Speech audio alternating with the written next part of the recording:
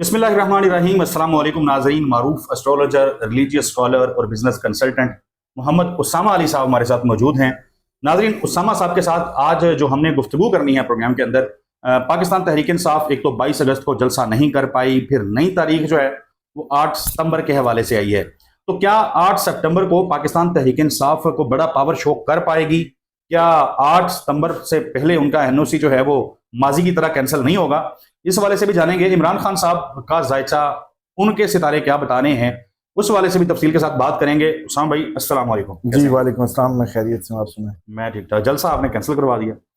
देखिए, आपको याद होगा हमने इस पे पहले भी बात की थी कि मरकरी ने रेट्रोग्रेड हो जाना 22 को, और उससे ये होना था कि खान साहब से मुतल्लिक जितनी भी चीज़ें हैं वो उनके बर्थ चार्ट में उनके 4th हाउस में बेसिकली रेट्रोग्रेड हुआ।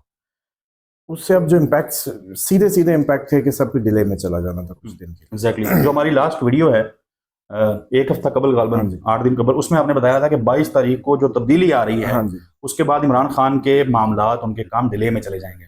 जी बिल्कुल। और उसमें आपने देखा होगा कि एग्जैक्ट उसी दिन से चीज़ें बस लिंगर ऑन होती हैं और फिर उनकी डेट कहाँ जाके पड़ती है जब मरकरी डायरेक्ट हो चुका होगा। इट मीन्स कि ये 10-12 दिन उनके जो समझ लें कि 22 अगस्त से ऑनवर्ड जितने भी हम डेज की बात कर लें वो तकरीबन अगले सितंबर की 2-3 तारीख तक उसमें चीज़ों ने डिले में जाना ही जाना था। तो अब ये समझ लें कि ये तो पीरियड है एक डेड पीरियड इमरान खान की ज़ाती बर्थ चार्ट के हिसाब से। अब आ जाएं कि हमारे जो ओवरऑल अगर हम रीडिंग दें इसकी कि जो इलाकाई एस्ट्रोलॉजिकल जो होती हैं मूवमेंट्स के उसके हिसाब से, तो उसके हिसाब से ये होता है कि अक्लें बंद होती हैं। अल्लाह ताला के निज़ाम में मरकरी आपकी अक्लों का जो है क्या कहते हैं कि ड्यूटी पे मामूर प्लानट है।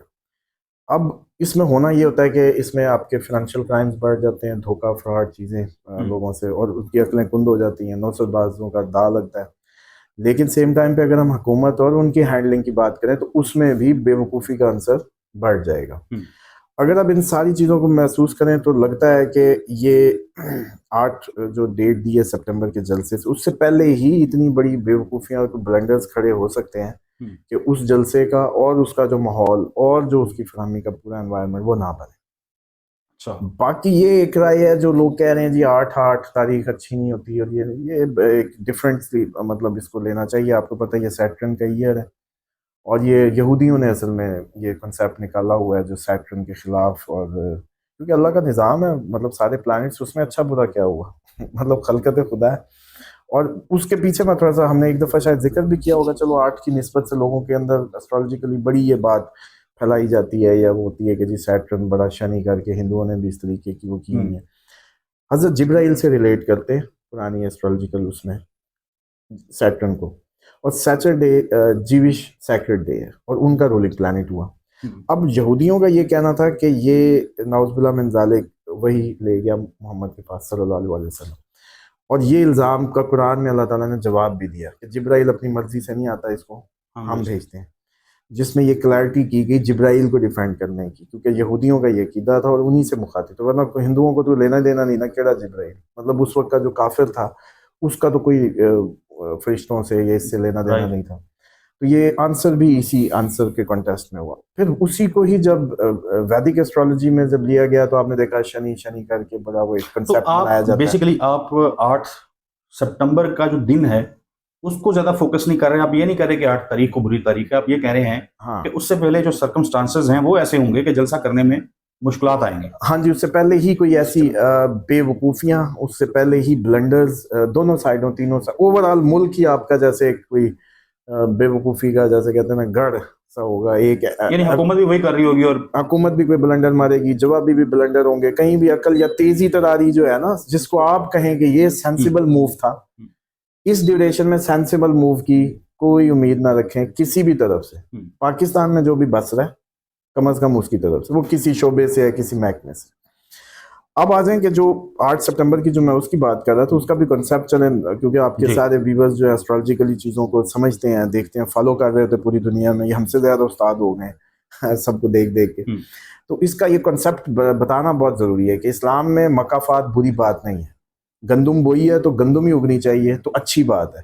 ये उन लोगों के लिए जिनके पास कोई खुदा का बताया हुआ तरीका नहीं है, उनके पास पूरा मैकेनिज्म, उनकी जान जाए, एक बुरे करप्ट आदमी की जान जाए मकाफात से, बदले से, अजर से। वरना एक शख्स है, उसको तो अजर मिले, जितना बोया काटा है वो तो अच्छा है।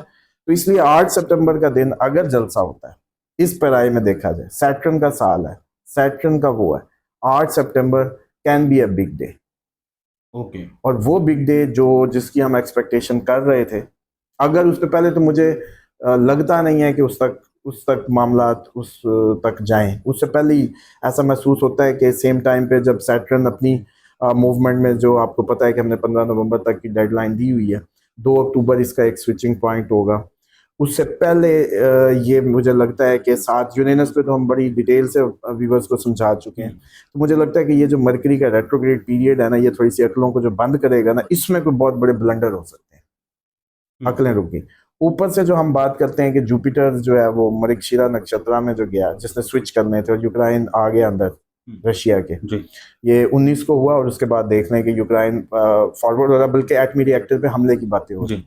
कंफ्लिक्ट कोई भी है इस टाइम पे, अराइज अचानक होना है, समझ कुछ नहीं आनी, तो बढ़ जाएगा आप मामला। जो एक तवील अरसे से, लगभग 2-3 माह से तो ये कह रहे हैं कि कोई बड़ा इवेंट ऐसा होना है कि जिसके बाद आवाम जो है वो इकट्ठी हो जाएगी। हाँ, तो अब आप ये आपकी गुफ्तगू से मुझे ये लग रहा है कि आपके ख्याल में 8 सितंबर जो है वो दिन ऐसा हो सकता है कि कुछ बड़ा हो जाए हाँ और जी, लोग बिल्कुल इकट्ठे हो जाएं। बिल्कुल। सैटर्न का ईयर, सैटर्न की डेट, सैटर्न डे, और लोग जो एक्सपेक्ट कर रहे हैं, क्या एक्सपेक्ट कर रहे थे, मिसाल के तौर पे सैटर्न के ये टाइम में अदलिया का खड़ा होना आप हमने सबने देखा।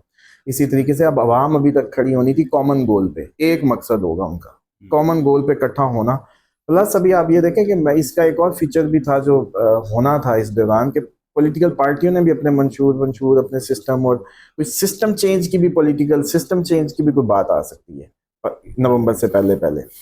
तो अब अगर सिस्टम चेंज को देखें, अवाम के खड़े होने को देखें, अदलिया हमने देखा स्टैंड ऑफ कर रही है, और मुझे लगता है कि ओवरऑल एक ऐसी वेव बन सकती है जिसके नतीजे में हम जो बिखरे हुए महसूस हो रहे हैं, कौमी एक हमारे अंदर एक जो यकजहती नज़र नहीं आ रही, क्योंकि इतने ट्राइब्स हैं, इतना कल्चरल डिफरेंस है, मतलब किसी को कड़ी का पता है, किसी को पकाने का ही नहीं पता, किसी की फेवरेट्स में है, वो सब बस रहे हैं।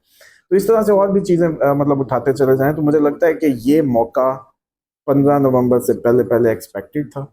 डेडलाइन वो, हाई टाइम 2 अक्टूबर, इन बिटवीन अगस्त से सितंबर 60 to 70% आप उस खतरे की छाँव में मूव ऑन कर रहे हैं। तो अब ये है कि पहला तो ये है कि समझ लें आप कि 60 to 70% मरकरी को इस हालत को देखते हुए ब्लंडर लग सकता है दोनों साइडों से, और इमरान खान को भी ये जो 10-11 दिन है कुछ मिलने वाला नहीं है, उनकी जो केसेस के हवाले से या कोई मूवमेंट काम उनके जितने भी है ना, वो डिले में। यानी सितंबर जो है वो उसमें इमरान खान की रिहाई का अगर सवाल किया जाए तो वो बहुत मुश्किल है।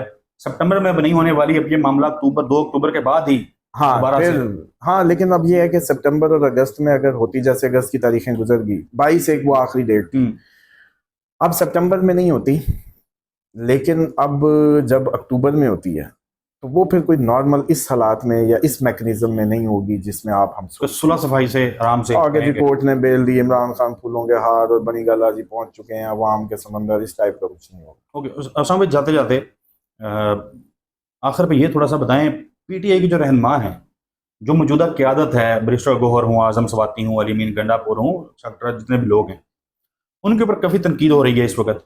बहुत ज़्यादा तनकीद इसलिए हो रही है कि जलसा का इल्ज़ाम कैंसिल करवाने का या मुलतवी करवाने का उनके ऊपर आ रहा है। जो इमरान खान की बहन है अलीमा खान, उन्होंने भी बड़ी सख्त जो है अल्फाज उनके लिए इस्तेमाल किए, उन रहनुमाओं के लिए इस्तेमाल किए। बहुत सारे लोग ये सजेस्ट करते नजर आ रहे हैं कि पार्टी के मामलात की बाग दौड़ जो है वो अलीमा खान के हाथ में अगर थमा दी जाए तो वो इमरान खान की बहन है, वो वफादार रहेंगी कम अज कम। आप ये आइडिया बाय करते हैं? नहीं, ऐसा कुछ नहीं है। ये फिर वही बातें आ जाएंगी, बाप नहीं तो बेटा, बेटा नहीं तो वो, जो पीटीआई जिसके एंटी हमेशा से स्टांस लेती आई है। तो मैं नहीं समझता कि इसकी कोई वक़्त है पीटीआई की जो फॉलोअर्स के जहन में या उसमें। हाँ, ये सिर्फ इमरान खान की अगर मिशन रिहाई को बात की जाए, मिशन इमरान खान रिहाई, उसकी हद तक ज़रूर कहा जा सकता है कि वो ज़ाहिर बात है जितनी उनको फ़िक्र होगी या जितनी उनको उनका स्टेक होगा इमरान खान के निकलने में, वो उनकी लीडरशिप का नहीं हो सकता उस लेवल पे। लेकिन सिचुएशन ये है कि दिखाया कुछ जा रहा है, हो कुछ रहा है। ये मुझे नहीं समझ आती, मतलब इस आइडिया की कि दुनिया में जब भी एहतजाज होते हैं जो प्रॉपर उसकी जगह होती है वहाँ होते हैं। मिसाल के तौर पे मुझे आपसे गिला है तो मैंने आपके घर के बाहर ही आके एहतजाज करना। अभी अगर मौलवियों को मसला था तो सुप्रीम कोर्ट के बाहर गए, एहतजाज किया, अपना मिशन पूरा किया, वापस चले गए। अपनी बात कन्वे करनी होती है। यही जमहूरियत में होता है कि आपको जो एतराज़ है, पीटीआई का एतराज़ है इलेक्शन कमीशन से कि हमारी सीटों का ही मसला है ना उनका, और तो इस टाइम कोई वो नहीं है।